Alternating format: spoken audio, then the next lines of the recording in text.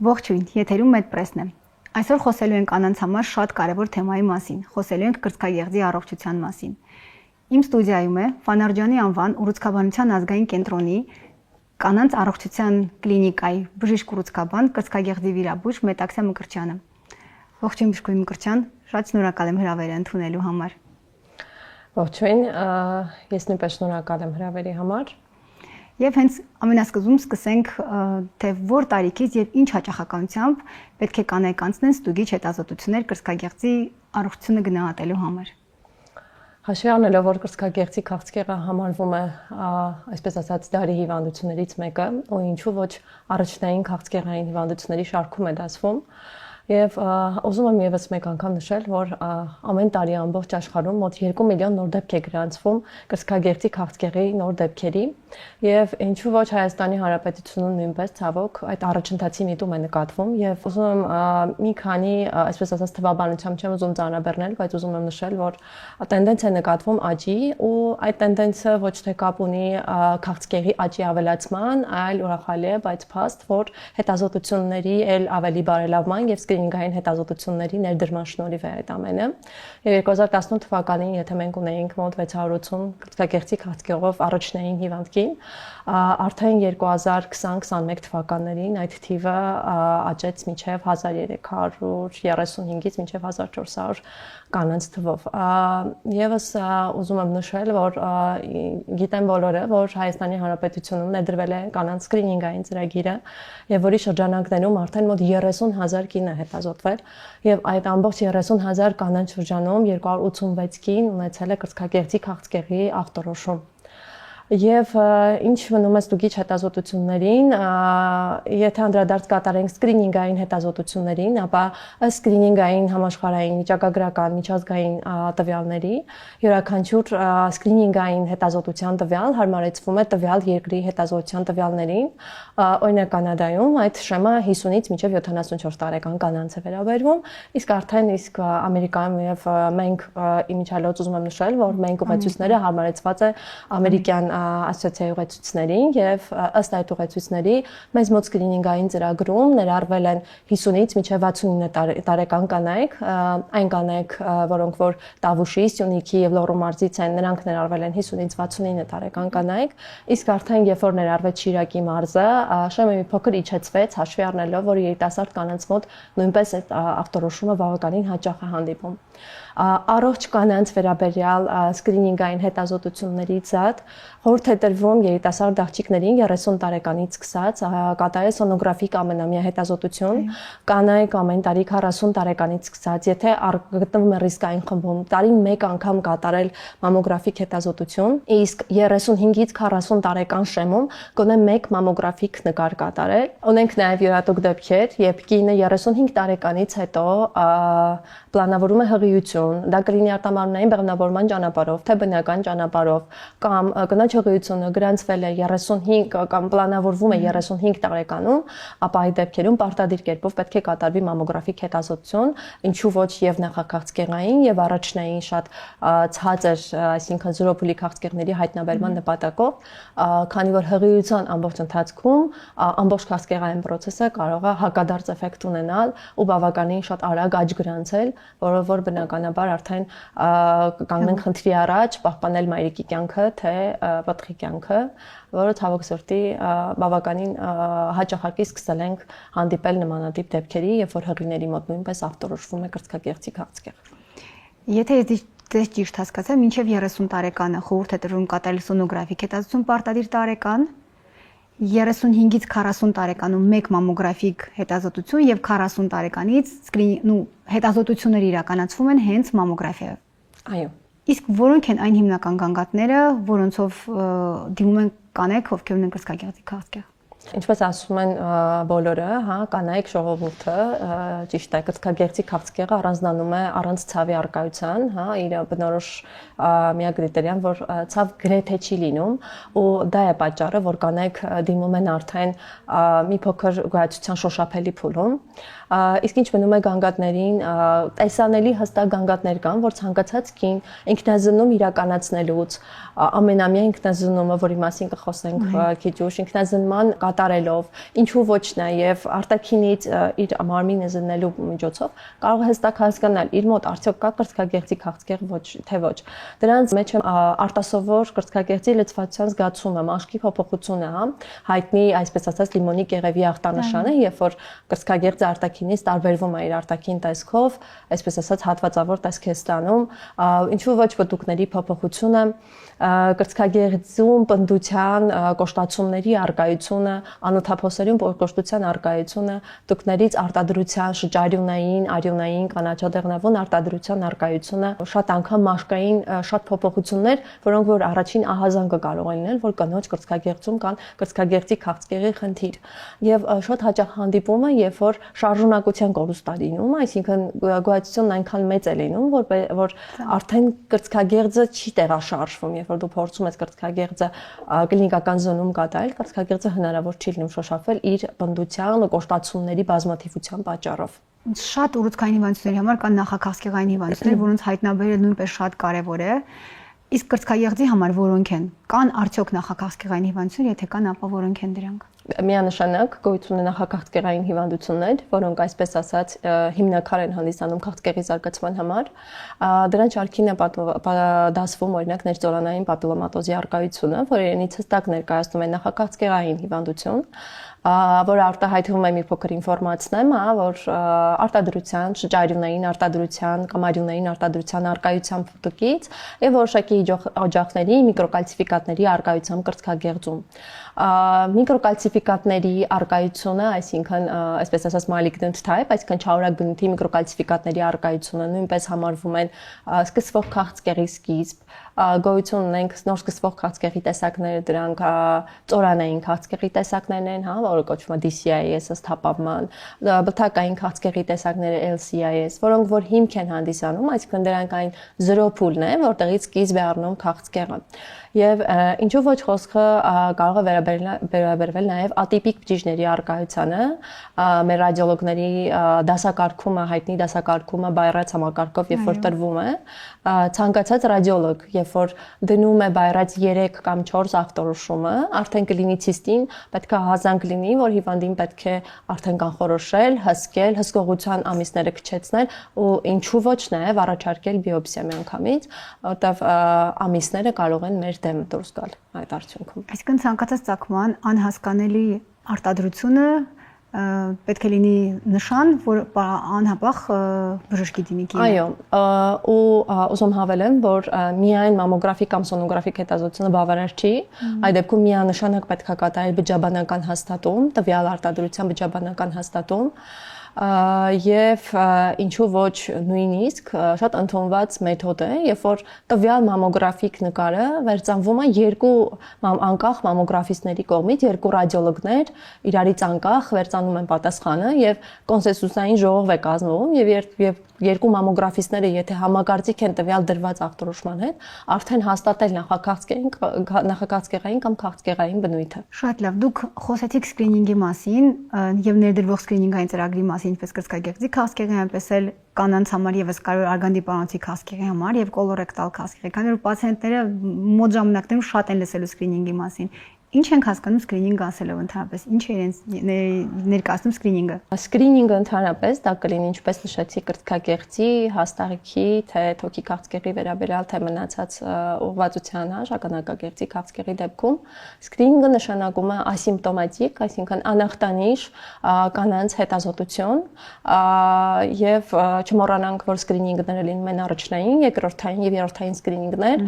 Հայաստանի Հանրապետությունում ներդրվող սկրինինգի նպատակը առաջին սկրինինգի իրականացումն է, որտեղ երրորդային սկրինինգը իրականացնում ենք մենք կլինիցիստներս արդեն ստացիոնար պայմաններում եւ սկրինինգային հետազոտությունը ինքնին սովորաբար, հա, ամբողջ աշխարհում լինում է երկու տեսակի՝ ժողովրդագրական, այսինքն օպորտունիստական, եւ լինում է ըստ առաջացած առիթի, հա, ժողովրդագրականի մեր Հայաստանի Հանրապետությունում իրականացվող սկրինինգային ծրագիրը ինքը համարվում է ժողովրդագրական, այսինքն ներառում է որոշակի ռիսկի խմբի կանանց, որոշակի տարիքային խմբի կանանց, եւ սկրինինգային հետազոտությունը ուզում եմ նշել, որ Հայաստանի Հանրապետությունում ներդրվել 2021 թվականից 2021 թվականին որոշում է կայացվել ներառել 3 հիմնական մարզերը, դրանք են Տավուշը, Սյունիքը եւ Լոռու մարզերը, որոնց ինչպես նշեցի, հետազոտության մեջ ընդգրկվել էին 50-ից 69 տարեկան կանանց շեմը, իսկ երբ որ արդեն անցանք Շիրակի մարզին, այդ շեմը մի փոքր իջեցվեց, հաշվի առնելով, որ սկրինինգից դուրս էին մնում երիտասարդ կանայք, ու մոտ սկսել են ավելի հաճախ հանդիպել քաղցկեղի դեպքերը, եւ Շիրակի մարզում ներդրվեց 45-ից 69 տարեկան կանայք։ Ներկայումս ուզում եմ տեղեկացնել, որ մեր շրջիկ մամոգրաֆը գտնվում է Գեղարքունիքի մարզում եւ ընթացիկ հետազոտության մեջ է գտնվում։ Ու ընդհանրապես ոնց է իրականանում սկրինինգային ծրագիրը։ Մեր շրջիկ մամոգրաֆը շրջում է մարզերով, մարզերում բաղկացած գյուղերը, որոնք ունեն բուժ ամբուլատորիաներ կամ բուժկետեր, տվյալ տեղերում գրանցվում է առաջնային այց, տրվում է ուղեկիր կնոջը եւ կինը, տվյալ տարիքային խմբի կինը արդեն հերթագրվում է մամոգրաֆիկ հետազոտության։ Մամոգրաֆիկ հետազոտության իրականացումից հետո նկարը, լաբորանտը ուղարկում է մեր կենտրոնի մամոգրաֆիստներին, երկու մամոգրաֆիստները վերցանում են պատասխանները իրարից անկախ, ոչ մեկը չի տեսնում ոչ մեկի պատասխանը, ու դա շատ կարևոր է կույր մեթոդով մամոգրաֆիկ հետազոտությունը, որտեղ դրա ճշգրտությունն ավելանում է եւ երկու մամոգրաֆիստները իրարից անկախ դնում են ախտորոշում։ Եթե քաղցկեղային կամ նախաքաղցկեղային ախտորոշման հստակ կասկած կա, արդեն հրավիրվում է երկու մամոգրաֆիստների մասնակցությամբ կոնստիտուցիային ժողով եւ դրվում է վերջնական ախտորոշում, համոզվելու համար կնոջ արդյոք պետք է հրավիրել ստացիոնար հետակա հետազոտության, թե ոչ։ Դա բնականաբար արդեն քաղցկեղի հստակ ախտորոշման ու հաստատման դեպքում կինը հրավիրվում է բուժկենտրոն, մեր կենտրոն հրավիրվում է, գալիս է նորից մեր մամոգրաֆիստը եւս մեկ անգամ պատասխանը նայում է, համոզվում է, արդեն պատասխան հետազոտություններով կինը մոտենում է կլինիցիստներին, վիրաբույժին, վիրաբույժ ուռուցքաբանին, որին արդեն հերթակայությամբ թևակողմա բիոպսիայի արկայությունը, բիոպսիայի երկու փուլ հետազոտություններ ու մնացած հավելյալ համալիր հետազոտությունները։ Ուզում եմ նշել, որ սկրինինգի դիմաց ցանկացած կին պետպատվերի շրջանակներում է սպասարկվում եւ մամոգրաֆի եւ բիոպսիոն ծառայությունները, ինչու ոչ կատե ծառայությունները բոլորը տվյալ խմբի կանանց տրամադրվում է անվճար։ Այսինքն սկրինինգային հետազոտությունը հնարավորություն կտա հայտնաբերել քաղցկեղը շատ ավելի վաղ փուլերում, ասիմպտոմ փուլերում եւ կանեք դեռ դրա մասին ուղղակի չեն էլ կասկածում։ Այո, միանշանակ, որովհետև ես ինչպես նշեցի սկզբում, կրծքագեղձի քաղցկեղի դեպքերի աճը կապակցված է ուղիղ համեմատական կապ ունի սկրինինգային հետազոտության ներդրման հետ, քանի որ կրծքագեղձի քաղցկեղի ասիմպտոմատիկ անախտանիշ կանայք փորձը ցույց է տալիս, որ շատ քիչ տոկոսն է, որ դիմում է, իսկ այդ ժամանակ հայտնաբերված քաղցկեղը մոտ 98-ից 99% հավանականությամբ բուժվում է լիարժեք եւ կարիք չունի արդեն կինը հետագայում ենթարկվել քիմիոթերապիայի, ճառագայթային թերապիայի, եւ որպես վիրաբույժ ուզում եմ նշել, որ վիրաբույժի գործն էլ է այդպես թեթևանում, որովհետեւ երբ որ կինը գալիս է սկզբում, դու լայն հնարավորություններ ունես մեծ վիրատական ծավալներ առաջարկելու, պահպանել կրծքագեղձի արտաքին էսթետիկ տեսքը, չվնասելով ինչու ոչ նաեւ կնոջ անթափոսային լիմֆատիկ ցանցը, որից կապակցված գիտենք բոլորս լիմֆատիկ այտուցների արկայությունը, որը բնականաբար ազդում է ինչու ոչ կնոջ կյանքի որակի վրա եւ անաշխատունակության վրա եւ շատ հաճախ վիրաբույժի ձեռքերը կապվում են, երբ որ կինը մոտենում է արդեն երկրորդ, երրորդ փուլում, երբ որ դու ստիպված քո գործը արդեն զիջում ես քիմիոթերապևտին, ու քիմիոթերապևտները ճառագայթաբար այդ ժամանակ այսպես ասած բուժման ճանապարհն էլ ավելի երկարում է։ Այնպես որ եւս մեկ անգամ ուզում եմ հորդորել կանանց, որ սիրեք ինքներդ ձեզ ու միշտ առաջին բանը, որ կարող եք մտածեք հետազոտման մասին ու մի քիչ ուզում եմ կանանց ասել, որ այն պահին, երբ որ ուզում եք ձեզ մի նոր զգեստ գնել, մի պահ կանգ առեք, հետազոտվեք, հետո նոր անցեք զգեստների ու պայուսակների գնմանը, որտեղ առողջությունը վերադարձնել արդեն հետո հնարավոր չի լինի, եթե բավականին ուշ դիմեն։ Եվ այսպեսի մի հարց, քանի որ մենք խոսեցինք ինքնազննման մասին եւ մենք բժիշկները շատ ենք հորդորում կանանց կատարել ինքնազննում եւ նշում ենք դրա արդյունավետությունը։ Ինչպես է ճիշտ կատարել ինքնազննումը եւ արդյոք բոլոր շոշափված գոհացությունները արդեն քաղցկեղ են նշանակում։ Այսպես ասած, ամբողջ հետազոտման սկիզբը հանդիսանում է ինքնազննումը, կնոջ կողմից ինքնազննումը։ Օրինակ, շատ անգամ բուժառուներն ասում են, ես այդ ինչպես պետք է հետազոտեմ ինձ, որ կարողանամ հայտնաբերել, ոչ, դա սխալ կարծիք է, որովհետև ինքնազննումը իր մեջ ներառում է փուլային գործողություն, նախ պետք է ժամկետը ճիշտ ընտրել, դաշտանային ցիկլի 5-ից 12-րդ օրերին է ցանկալի կատարել ինքնազննումը։ Ինքնազննումը կանտարել հայլո առջև կանգնած եւ պարկած դիրքում, եւ արդեն երկրորդ փուլը դա լոգանքի ժամանակ ինքնազննումն է, որովհետեւ լոգանքի գելի արկայությունը ստիպում է եւ ավելի ակնառու շոշափին իրականացնել, որովհետեւ ինչ չոր մաշկի վրա հետազոտել է եւ լասյոնների օգնությամբ ավելի ակնառու է երևում։ Հետազոտում ենք ափային կողմից 4 մատների ուղիղ պահած, աջ ձեռքով ձախ կրծքագեղձը ժամացույցի թվատախտակի ուղղությամբ, հա, սկսում ենք ժամը 12-ից 1, 2 ու ժամատախտակը լրացնում ենք, այսպես ասած։ Ավարտից հետո պարկած դիրքում հետազոտելու ժամանակ սրբիչ կամ ինչ-որ փոքր բարձիկ է դրվում այն ուսահոդի տակ, որ կրծքագեղձը որ պիտի շոշափեք, հա։ Օրինակ աջ կրծքագեղձը շոշափելու դեպքում աջ ուսահոդի տակ դրվում է հատուկ բարձիկ, որպեսզի կուրծքը բարձրանա ու ավելի հեշտ լինի։ Եվ լոգանքի ժամանակ ինքնազննումը, որը ես հավաստիացնում եմ, որ կանանց մի մասը, որ դիմում է մեզ, դիմում է ինքնազննման շնորհիվ հայտնաբերած որևէ գոյացության պատճառով, որ նշում է, որ ինքնազննում է։ Եվ արդեն կնոջ ինքնազննումից հետո երբ որ կինը դիմում է կլինիկա, դրան հետևում է բժշկի ֆիզիկալ եւ վիզուալ զննումը, հետո արդեն մամոգրաֆի, արդեն կախված տարիքային ցուցումներից ու ռիսկի գործոններից MRT, հետազոտությունները, սոնոգրաֆիա եւ այլն եւ այլն։ Խոսեցիք հետազոտություններից, որոնք են հիմնական կրծքագեղձի քաղցկեղի, ընդհանրապես կրծքագեղձի հետազոտման հիմնական մեթոդները որոնք են արդեն կլինիկայում։ Ինչպես նշեցի, կրծքագեղձի հետազոտման հետազոտությունների տեսակները բնորոշվում են կախված տարիքային շեմից։ Ինչպես ասեցի, միջև 30 տարեկան եւ 30-ից 40 տարեկան սոնոգրաֆիկ հետազոտություն, բայց 35-ից 40 տարեկանները պարտադիր անցնում են մեկ մամոգրաֆիկ հետազոտություն։ Հետազոտությունները կրծքագեղձերի սոնոգրաֆիան կամ ինչպես ասվում է ուլտրաձայնային հետազոտությունը, որը ուզում եմ նշել, որ դա ճառագայթային հետազոտություն չի,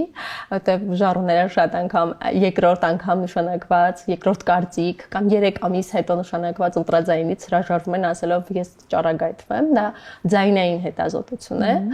Դրան հետևում է ռենտգեն մամոգրաֆիան, բայց ցանկալի է տոմոսինտեզով, այսինքն 3D շերտագրմամբ, ինչու, որովհետև կամ բավականին փոքրիկ 2-ից 3 մմ, 50 միկրոն չափերի կալցիֆիկատներ, ինչու ոչ ատիպիկ բջիջներ, որոնք սովորական մամոգրաֆը անզոր է նկատել, երբ որ մեր հմուտ մամոգրաֆիստները շերտագրում են արդեն իրականացնում, արդեն հստակ տեսնում են ու կարողանում են, այսպես ասած, ճիշտ կետում ճիշտ բռնել գոյացությունը։ Դրան հետևում է MRT հետազոտությունը։ Շատ դեպքերում, եթե կինը գտնվում է տվյալ տարիքային խմբում, նախ ուզում եմ նշել, որ կրծքագեղձերի MRT հետազոտությունը որևէ տարիքային հակացություն չունի։ Բայց ինքը շատ ինֆորմատիվ հետազոտություն է համարվում, երբ որ կինը բավականին երիտասարդ է, ունի խիտ կրծքագեղձեր, այսինքն գեղձային հյուսվածքը բավականին արտահայտված է մամոգրաֆիկ հետազոտության վրա, կինը ունի ժառանգական նախատրամադրվածություն, այսինքն պրակտիկորեն առողջ է, բայց մայրիկի, քույրիկի կամ հայրական հարազատներից որևէ մեկի մոտ արկա է որևէ քաղցկեղ կրծքագեղձի, իշխական նկագեղձի, ենթաստամոքսային գեղձի, նրանք նույնպես ենթարկվում են MRT հետազոտության։ Ուզում եմ նշել, որ մենք շատ հաճախ վիրաբույժները շատ ենք սիրում MRT հետազոտությունը, որովհետև երբ որ արկա է լինում մի տեսակ կալցիֆիկատեի դաշտ կրծքագեղձում, մեզ շատ կոնկրետ պետք է հասկանալ MRT հետազոտությունով բոլոր կալցիֆիկատեի դաշտերն են իրենք վտանգավոր, թե մի մասը կարելի է խնայել, որտեղ դրանից կախված է լինելու կնոջ կրծքագեղձի պահպանման կամ հեռացման հարցը։ Եվ կրծքագեղձի MRT-ից զատ շատ իհարկե բավականին շատ տարածում են ստացել կոնտրաստային հետազոտությունները, կոնտրաստային մամոգրաֆիա, կոնտրաստային դոկտոգրաֆիա, բայց ես որպես կլինիցիստ ուզում եմ նշել, որ հմուտ մամոգրաֆիստ ունեցող կենտրոնը հստակ այլ ոչ մի հետազոտության կարիք հիմնականում չի ունենում։ Իսկ որոնք են կրծքագեղձի քաղցկեղի առաջացման ռիսկի գործոնները։ Կրծքագեղձի քաղցկեղի ախտորոշման մեջ նախատրամադրող գործոնների հետ մեկտեղ նաև շատ կարևոր ռիսկի գործոնների առկայությունը, դրանց շարքին են դարձվում վաղ մենարխեն, այսինքն մինչև 12 տարեկան դաշնային ցիկլի առկայությունը, ուշ մենոպաուզան, ժառանգական նախատրամադրվածությունը, ալկոհոլի, ծխախոտի չարաշահումը, ուշ ծննդաբերությունները, ինքնաբեր եւ արհեստական վիժումները եւ ուզում եմ նշել, որ կան նաև ոչ կառավարելի գործոններ, որոնք որ մենք անզոր ենք կառավարել, թերևս նշեմ, որ դա տարիքն է ու տարիքը եւ ինչու ոչ նաև սեռը, որովհետեւ կանայք հիմնական թիրախտ են հանդիսանում կրծքագեղձի քաղցկեղի զարգացման համար, որովհետեւ տղամարդկանց մոտ կրծքագեղձի քաղցկեղի զարգացումը մոտ 100 անգամ ավելի պակաս դեպքերում է հանդիպում, բայց գրանցվում է փաստորեն տղամարդկանց մոտ նույնպես։ Եվ ժառանգական նախատրամադրվածության մասին խոսեցիք, խնդրում եմ այն կանայք, ովքեր որ ունեն ընտանիքում կրծքագեղձի քաղցկերի դեպքեր, ինչպիսի տակտիկա պիտի ունենան հետազոտում։ Այո, ցավոք մեր մոտ բուժված հիվանդների շատ քիչ տոկոսն է, որ ժառանգական նախատրամադրվածություն է ունենում։ Ընդհանուր երևի կառուցվածքում մոտավորապես 5-ից 10% ունի ժառանգական նախատրամադրվածություն ու գենային մուտացիաներ։ Ուզում եմ հատուկ նշել երկու հիմնական գենային մուտացիաների մասին, դրանք BRCA1 եւ 2 գենային մուտացիաներն են, որոնք որ կապակցված են կրծքագեղձի քաղցկեղի եւ ձվարանների քաղցկեղի զարգացման հետ, բայց ցանկացած կին, ով որ ունի ժառանգական նախատրամադրվածություն, այսինքն մայրիկ, մորաքույր, տատիկներ, իսկ մայրական գծով ծանրաբեռնվածություն հարազատների շրջանում պարտադիր կերպով պետքա կատարվի գենետիկ թեստավորում, բայց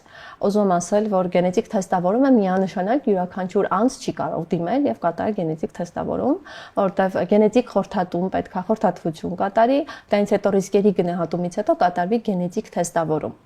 Բայց կա նաև թյուր կարծիք, որ հայրական գիծը զերծ է մնում որևէ ծառաբեռնվածությունից, բայց դա այդպես չէ, որովհետև հայրական գիծը նույնպես կարևոր է, որովհետև եթե տվյալ ընտանիքում, օրինակ ընտանիքի պապիկը ունեցել է կրծքագեղձի քաղցկեղ, ընդհանուր հաջորդիվ նրա տղան եւ թոռները նույնպես գտնվում են ռիսկի խմբում արդեն շագանակագեղձի, ենթաստամոքսային գեղձի եւ նույնիսկ կրծքագեղձի քաղցկեղի առումով։ Շատ լավ, շատ շնորհակալ եմ կարևոր հետաքրքիր ինֆորմատիվ զրույցի համար։ Ձեզ նույնպես շնորհակալ եմ եւ եթե թույլ կտաք, ուզում եմ ուղերձանել կանանց, որ կնոջ առաքելությունը մայրանալն է եւ դուք առողջ մայր լինելով կնպաստեք նաեւ ընտանիքի առողջությանը նույնպես։ Շնորհակալ եմ։ Սիրելի կանայք, եղեք առողջ, սիրեք ձեզ եւ հոգ տարեք ձեր առողջության մասին։ Այսօր այսքանը, կհանդիպենք հաջորդ շաբաթ։